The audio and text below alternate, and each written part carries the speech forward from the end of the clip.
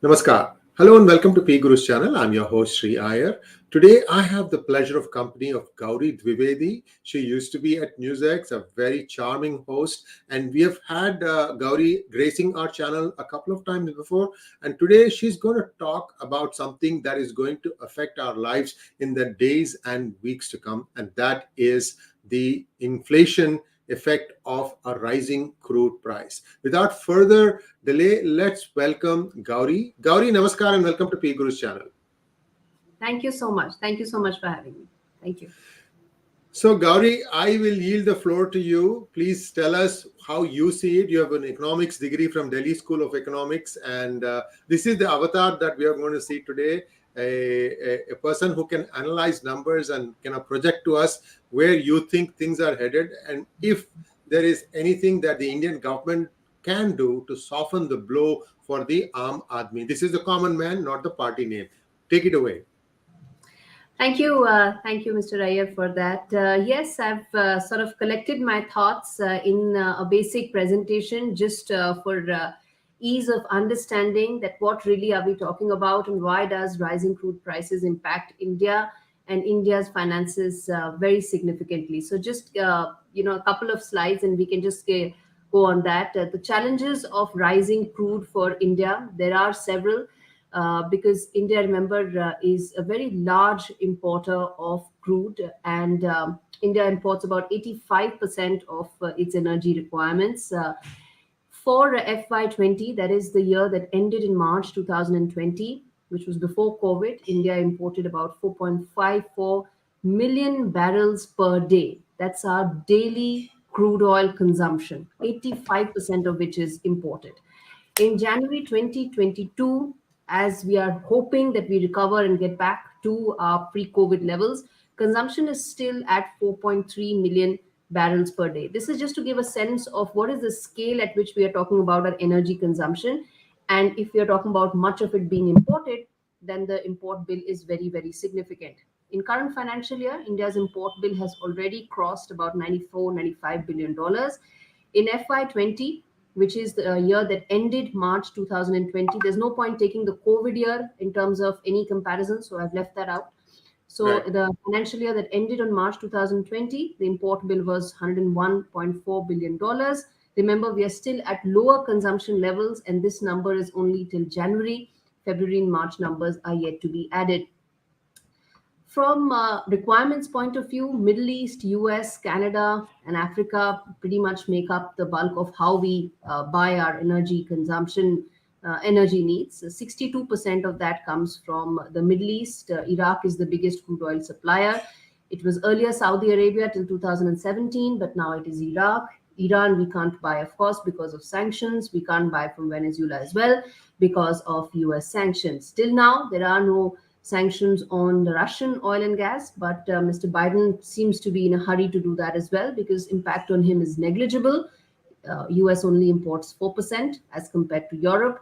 And US, of course, is a very large producer of crude oil, which India isn't.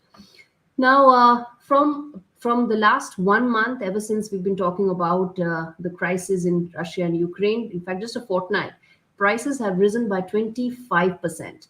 And Russia is now saying that if you exclude me from the global crude oil market, then the price could go up to as high as $300 per barrel. And who knows what could be the ceiling. And for India, it's a cause of worry because as I explained, we're talking about 4.5 million barrels per day, 85% of which is imported. And if this is how the crude is going to behave, then our finances could go in for a complete toss. And what could be the cascading impact of that is, of course, what I will explain in the next couple of slides. Now, just to keep it very simple, when we talk about $300 per barrel or $130 per barrel as it was trading right now just before going in, how much of it is factored in by India?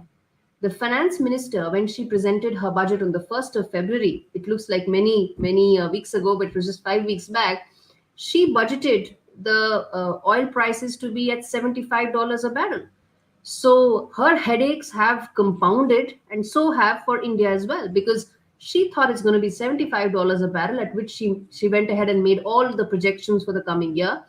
And we're already talking about $130 a barrel. And Russia is, the warning should be taken very seriously when Russia says that be prepared for it to go up 3 times of what it is right now.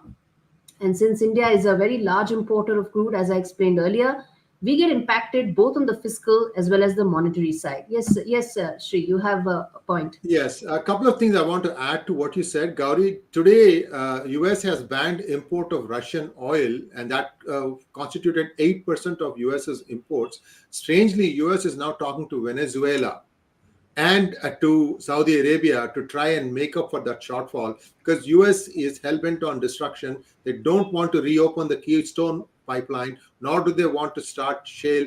But I think this is going to change soon. But at $300, I mean, the commercial interests of shale production, they are profitable at around $40 a barrel. And to extract crude from the ground, $2 a barrel. Yeah. So imagine the amount of money that Russia and the Middle East countries are making right now at 130 itself. So Yes. there's a lot of money at stake here. I don't think US will sit on the sidelines. Doesn't matter if people are climate energy enthusiasts. Anyway, I just wanted to add that thing. Please continue. No, you're right about the fact that the dynamics of the energy market are going to be very volatile, and there are a lot of players here. You know, even the OPEC countries. Remember, there is now going to be an added push around the world, EU particularly. If oil prices keep rising, that there will be a push towards clean energy that will be Right. expedited, and that's not in Right. OPEC's interest. So yes, a lot of dynamics there to sort of keep in mind. Yeah.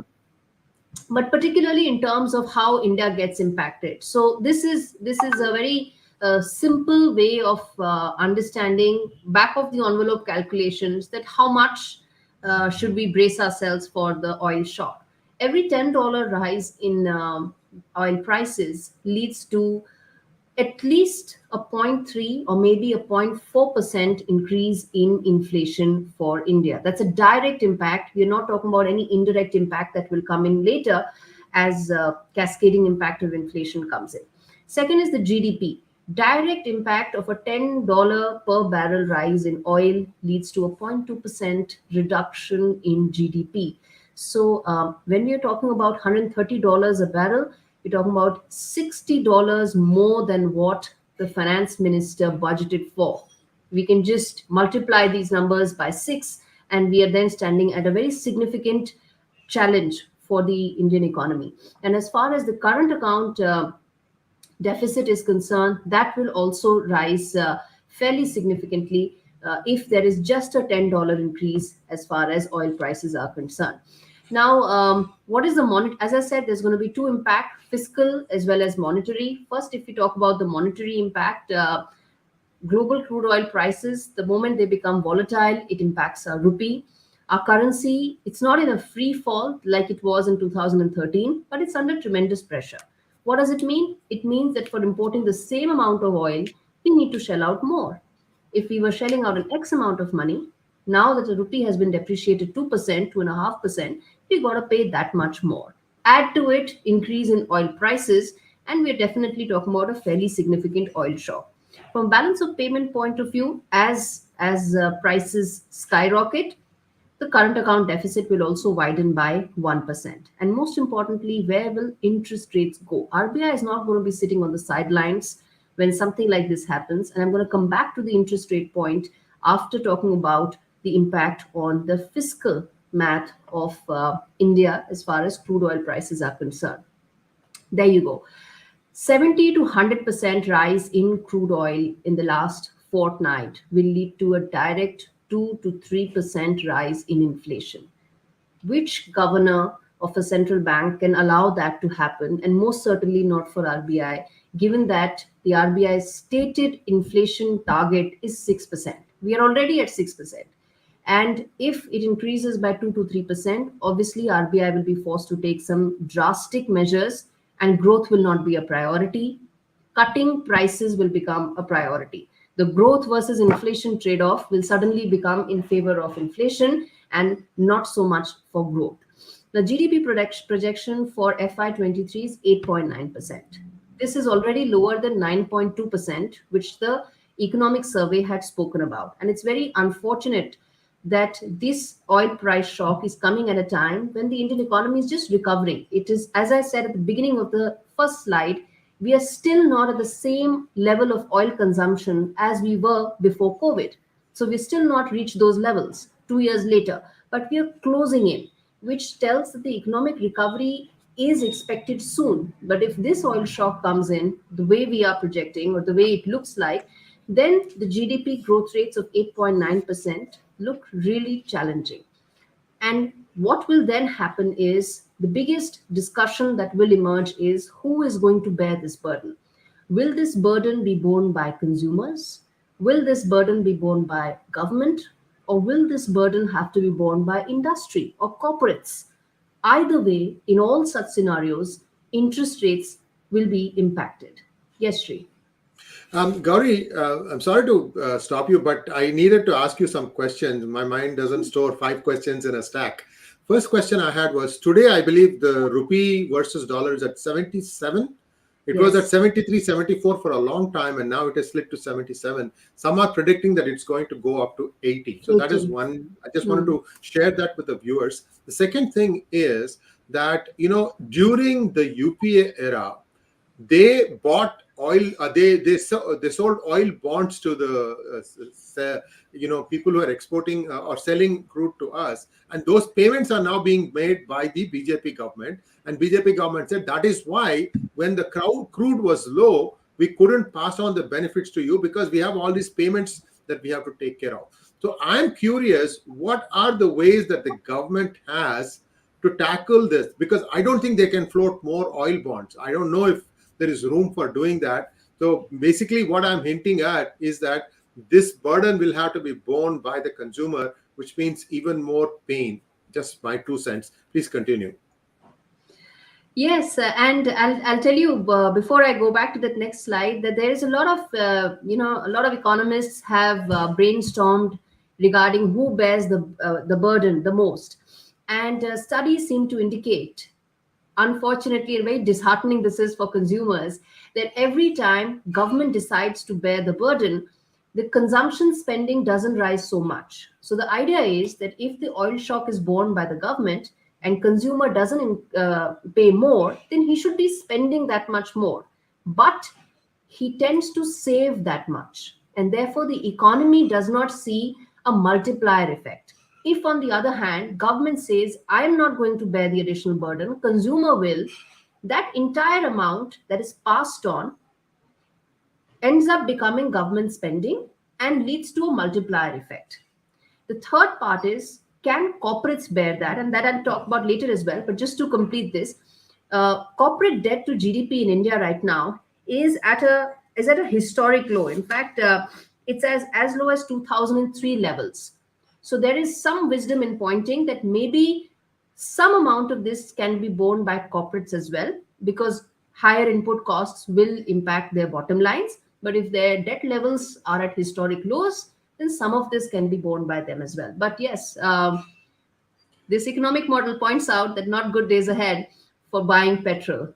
Gaurie, before I let you go back to the slides, corporate philanthropy is an oxymoron. But please go ahead. Yes, indeed. Yes, indeed, it is. Yes. So, who bears the burden, as I said, is going to be the billion-dollar question here. But again, back of the envelope calculation suggests that every 5 rupee per liter cut in excise duty, remember, petrol is a very heavily taxed commodity in India. Both state governments and central government match their finances just by petrol, fuel, I mean. Every 5 rupee cut in excise duty actually costs the exchequer anywhere between 1.4 to 1.5 lakh crores in terms of revenue foregone. And that impacts their ability to spend on welfare schemes, whether it is Narega or a free ration and so on. And especially at a time when the government is continuing to face serious challenges in terms of job creation, it will be under tremendous pressure to not pull back on welfare schemes. So in such a situation, can it afford a 1.5 or a 2 lakh crore hit on its revenues is really a very tricky question to answer. There is the consumer interest vis-a-vis the social welfare interest as well. As for consumers, if they bear the burden, of course, consumption spending will be impacted. Consumption spending will be further slowed down. To simplify it, India is not a manufacturing story. India is a consumption story. We consume enough within our economy to spur several sectors. If petrol prices increase, unfortunately, we don't think we have enough in our pockets in terms of disposable income to spend, and that has larger economic implications. And in terms of how India Inc. stands to get impacted, the corporate sector bit that I wanted to come to later is specific sectors will be hit very majorly. Cement, paint, airline, tire, FMCG, they have as much as 50% of their raw materials coming from petrol products. So their margins, their bottom lines will be very significantly hit, and that will impact their ability to plow back. That will impact their ability to invest. And bottom line is, it could mean that not enough private investment would take place. In an economy where you have four major growth drivers, four growth cylinders, it will come back to one cylinder, which is government spending. You will have private investment being sluggish, consumption spending being sluggish, exports still continue to be a very muted and a damp story. So it ends up becoming the government or the infrastructure story to really propel the government in terms of a choppy water. So that's really a very broad, perspective that I wanted to share for the conversation to go from here on. Then why is it so tricky for the FM? And there are unfortunately no easy answers. Gaurie, I'm just going to request my editor to put up, if we have any questions, just say yes or no. I have a few questions to ask you, but he can figure out if there are any questions for you on this topic, Gaurie. But thank you for a very scholarly presentation. You will make your economics professor very proud. I guarantee you, this was a very erudite, very lucid presentation, very easy to follow. But see, I have done some articles on PGurus where the impact of direct impact of crude is the price at the pump of petrol, gasoline, diesel, and so on and so forth, kerosene, and so on and so forth. Now, there is an indirect effect, which is that the price rise gets passed on to all the goods that are being transported, whether it is lorries or containers or trains and so on and so forth. Now, two studies were conducted, one in Sri Lanka and one in Turkey, which are like apples to apples comparison because these are all developing countries. The impact was 4x. And I just want your thoughts on this. If you can, mota, right? Like you can say, today it is crude is at here, onions are at here. Tomorrow the crude, the price at pump here is today is here, onion is here. 2 weeks from now, this is going to be here. Where is onion going to be? Something like that. If you can help us with understand the real impact, paisa, rupia paisa type. It could be 2 times, or it could be even more. As significant a hike as we are talking, it could be at least 1.5 to 2 times of food. Not just food and vegetables, even edible oil, wheat, anything that requires to be transported, right? Everywhere. Yeah. Because for not just for food and vegetables or fruits and vegetables, other impact from Russia, Ukraine will also be that Ukraine happens to be the granary of Europe. It produces about 14% of world wheat. So add that factor in as well. So you're further putting in pressure on prices. Likewise, sunflower oil. India imports about 84% of its sunflower oil. Most of it comes from Ukraine.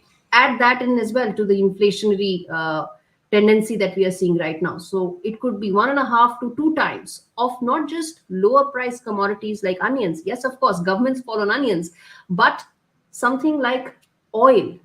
Oil prices, if they rise, you put out a very important statement there. Governments fall on onions. Please continue. Yes. So yes, so not just the onions part, but even something like edible oil, if that increases by 1.5 times or twice, then we are talking about some very significant inflationary tendencies that enter the Indian economy and make things very difficult for the Aam Aadmi. Now, one of the options that is there for the government, and World Bank officials have expressed this, there are about 198 countries, give or take one or two. Out of these, except India, everybody printed additional currency during the COVID times, except India. So this official was wondering, what is it that India knows that the others don't know? See, if India had printed more currency and put more money in the hands of people, especially the middle class got short shrifted. Modi didn't even look at the middle class and said, hey, these guys may be having, committed expenses like their children's education and so on and so forth. If they are being asked to work from home, if some of the, retail jobs went away, how are they going to fend for themselves? Everybody dug into their savings. And India did not print notes at that time. Today, if India decides to do that, I will print more notes to make up for some of this and distribute it among people, would that have a pressure on the Indian rupee again? Now it would. Now it would, Sri, because there are now multiplier effects as far as and very major challenges on different counts. Now the Indian rupee would be under tremendous pressure if the government decides to print additional currency. Remember, additional currency printing was talked about in May 2020, November 2020, and even January 2021. We came up with our own big stimulus package, and if we start talking about it, the conversation will get derailed into it. All I can say is that the 20 lakh crore unfortunately didn't do much to the economy. It didn't lift it the way it should have, because for whatever reasons, if you go into the fine print of that stimulus, you will realize how much a little of it actually came in. But yes, printing currency was an option 18 months or even 12 months back. I do not think that's an option right now, because RBI will start tightening interest rates. If it starts raising interest rates, then there is no opportunity to start printing currency, because then you're talking about two different things. The government will say print more currency. RBI is saying I'm going to squeeze some liquidity out because I'm going to raise interest rates, because I don't care about growth. I'm going to care about only inflation. That's my target. Inflation should be 6%. It's already at 8 or 9%. I don't care about growth. So that trade-off, unfortunately, is not going to go in favor of printing money. Thank you for that. That was what I was afraid of. And viewers, I am an economic hobbyist. And economics is not a subject that someone can pick up as a hobby, but I did it because at the end of the day, it all comes to dollars and cents or rupiah and paisa. And that is what economics is all about. Gaurie, I'm going to ask you a tough question. You can feel free to say, I don't know, I don't want to answer, but I'm still going to ask you this question. Finance Ministry, the mandarins in the Finance Ministry, the babus in the Finance Ministry, I feel like they confuse between microeconomics and macroeconomics. Your thoughts? That's really a tricky one. Answering that will only going to get me into troubled waters. But I think, Sri, it's important to have some out-of-the-box thinking. We can't keep having templated responses. Every time inflation goes up, we will increase interest rates. Then the companies will come crying 2 quarters later that, you know what, because of interest rates, cost of capital is so high and we don't have money. So you once again start losing interest rates. This whole cycle is only going to give us status quo growth. And we are on status quo growth. Are we on that 8%, 9%, 10% trajectory that we need? We are not. To achieve $5 trillion is a very ambitious target. But to be realistic about it, we need to get out of these templated responses. Crude oil shock has happened. It has happened for everybody. But there were times when we were also beneficiaries of a crude oil being very benign. Even if you take the oil bonds, there was still scope for us to hedge some of this risk. If we don't hedge our risks, then we find ourselves in such a deep mess. I was going to ask you the next question and you pulled it out of my mouth. So do you think the present government has an option to float more oil bonds or no? I think they have no option but to run a bigger deficit. budget, Shri, because they will end up floating more bonds. The reason for that is there are other challenges. It's not just the crude alone. The government goes into a general election 2 years later. The government is facing, excuse me, biggest criticism related to jobs. So that will really require them to float more bonds and run a deficit. Gaurie, if you want to get sip a glass of water, please feel free, Can and I take I'll a just make second? a cup. Yeah, yeah. Viewers, please take a moment to like, share, and subscribe to our channel if you have not already done so. And if you want notifications, I believe many of the browsers require you to click on the bell button, and that's when you get the notifications. It changes from browser to browser. We have not been able to establish any correlation. So just to be safe, subscribe to the channel. Also click on the bell button. And you are seeing a new facet of Gaurie ji. She has been a news anchor at 𝙒𝙗𝙦𝙤. I've always valued her opinion and the way she used to conduct her shows. And today we are seeing her in a totally new avatar of that of an economist. And you can see the amount of effort that she has put into this presentation, top of the drawer, because everything that I can think of in terms of what happens when the basic thing, that is a crude, goes up in price is already captured. So, Gaurie ji, let's see if there are any questions, and I'm going to open it up for questions. There you go. We have a very knowledgeable audience, Gaurie ji. You'll be surprised at the depth and perception of some of the questions. Mr. Lee wants to know, many oil majors are pulling out of Russia. Is there an opening for ONGC Reliance in joint ventures with Russia? The answer to that depends upon the secondary sanctions that US has imposed. It is not going to be a simple someone's exiting, we can enter. US has imposed secondary and tertiary sanctions as well, geography specific, sector specific. Whether all that can allow us to actually go and have some joint venture there remains to be seen. I don't think it's going to be so easy. And India's record has been that anytime US imposes sanctions, India never crosses that line. So I think viewers, you need to understand the fast-moving developments around the world. Many of you have given me a lot of grief saying that I'm supporting that India should support US or not. See, some of the things is we kind of know what is going down the pipe, coming down the pipeline ahead of what you consume from MSM in India. I'm not saying anything right or wrong. It is just that's the way it is. So anyway, so let's go to the next question. Krishna Gudipati wants to know, should countries start paying in cryptocurrency to keep the oil prices not affected by wars? Cryptocurrency is not legal. How can we then pay in this currency? Nobody accepts it.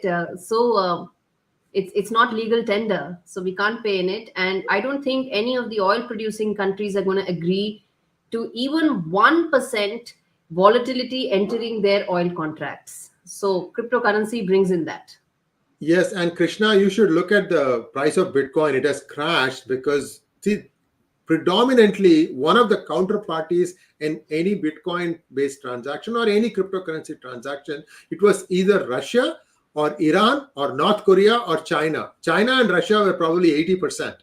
Okay, so when these people are going offline, and trust me when I say this, China has tried 3 or 4 times to stop or completely ban, and it has not been successful. It's just that they just kept saying this thing, but Bitcoin is not legal tender. So I think that route is not going to happen.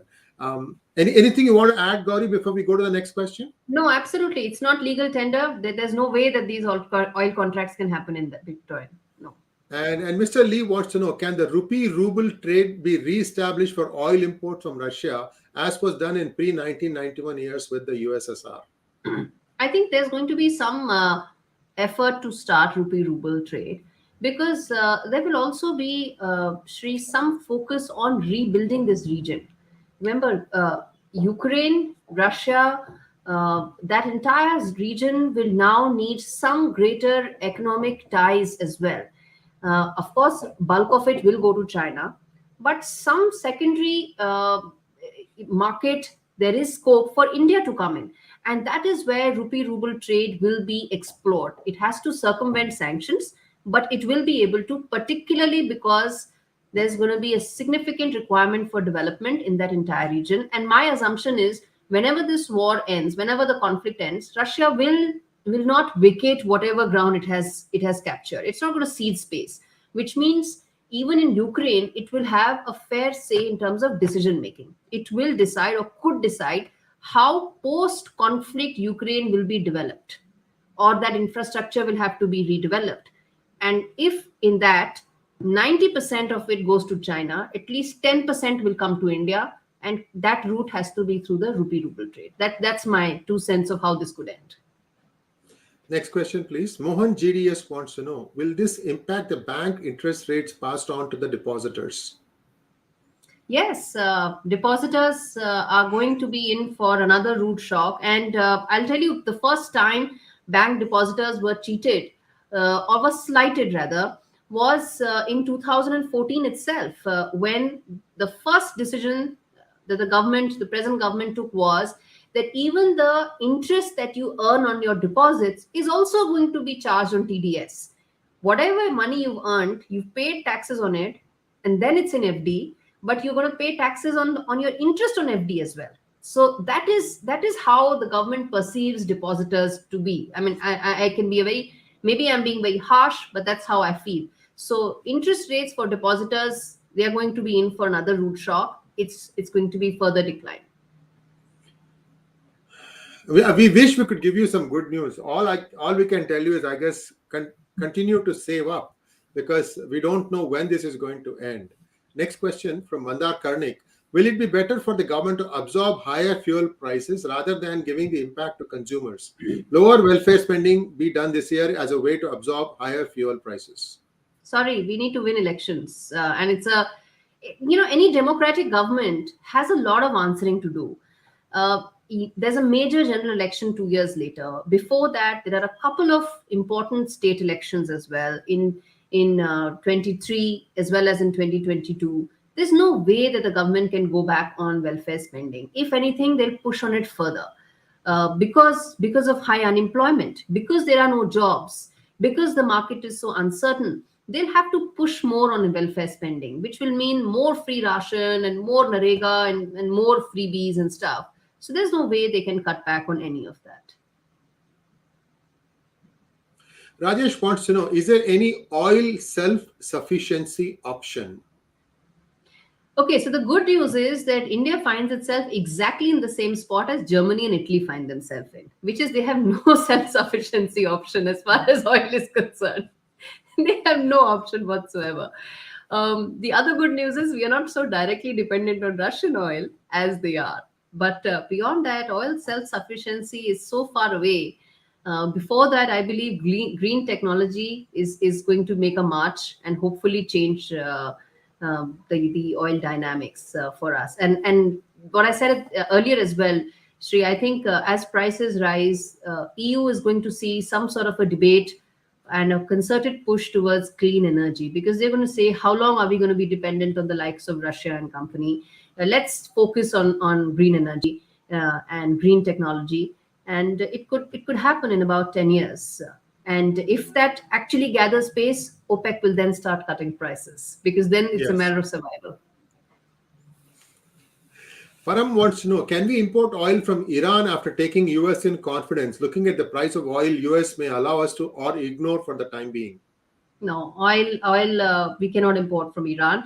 Iran used to be one of our biggest importers, but not after the sanctions. We can't. There's no way you can circumvent US sanctions. They are multi-layered. We can't import from Venezuela. We can't import from Iran. So no, there's no way we can do it. Param, I want to let you in on a secret. The entire stock market edifice, entire world stock market edifice is based on energy trading, energy derivatives, and so on and so forth. There is no way anything there will be given to anyone. India cannot. Remember that the main reason why US invaded Iraq to oust Saddam Hussein, I mean, they will not accept it. Nobody will accept it. Is that Saddam Hussein said that I will take euros for my crude if I'm selling it to Europe. That was what was the trigger. not weapons of mass destruction. This is my personal view. I could be wrong about this. But you want to add something to that, Gaurie? No, that's your personal view. I'm listening. Yeah. There is no proof on this. I want to be very clear about this. Anyway, Mandar Karnik has another question. I thought we were done, but last question. Where does Indian strategic depth in oil supply come from? I'm afraid there's not much strategic depth here. We import 84% of it. We've been trying about oil production. We've made very slow progress, and we've also been trying on storage facilities. But there again, we haven't been making much progress. Even though prices have fallen in the past, we have not been able to store much because we have no storage facilities. So we need to have a strategic thinking on all these fronts. Like all major countries have strategic reserves. India doesn't have. It has, but very minor. We need to build on those. Yes, indeed. And we have said this thing in the past when I have done in Global Insights with Sridharji, that when Iran got turned off, when US stopped Iran from exporting oil to India, US offered very favorable terms, including having reserve where you could draw down from their reserves in Saudi Arabia. Now, I don't know what the present situation is, because right now US itself is asking Saudi Arabia and Venezuela, and the rumor is that MBS is not picking up Biden's call. It's that bad right now. So there is a really big situation developing right now. I don't know if US can come to India's help in trying to tide over this crisis. I think it has to bite the bullet, unfortunately. Gaurie, in conclusion, if you want to add something, we have been it's been a treat listening to you. We're looking at a totally new avatar of Gaurie here. And I'd like you to just conclude this, and then we can perhaps meet again in 2 to 4 weeks' time to see how things go. Thank you so much for this, Sri. Yes, it has been a completely different experience today, and a follow-up of my book, of course, where I've been talking about several of these issues. As far as oil, the only thing I want to sum up here is that it's going to be a very tricky 3 to 4 quarters for India, and my fear is that it could dampen our growth trajectory. As we get back on the growth trajectory, it could dampen the whole growth experience for us. And it's not just oil, there are also other commodities that will be impacted. So we need to be very clear that it's not just about energy, but commodity prices also will skyrocket, and we need to really brace ourselves for what lies ahead. Maybe it's going to test, it's only an adversity or a challenge that really tests a policy maker. So who knows, 𝙒𝙧𝙤𝙪 𝙤𝙬 will probably just pull a rabbit out of a hat and give us some interesting, innovative solutions to this. Thank you very much, Gaurie. And as always, viewers, please don't forget to share, like, and subscribe to our channel, and also click on the bell button. Namaskar. Namaskar.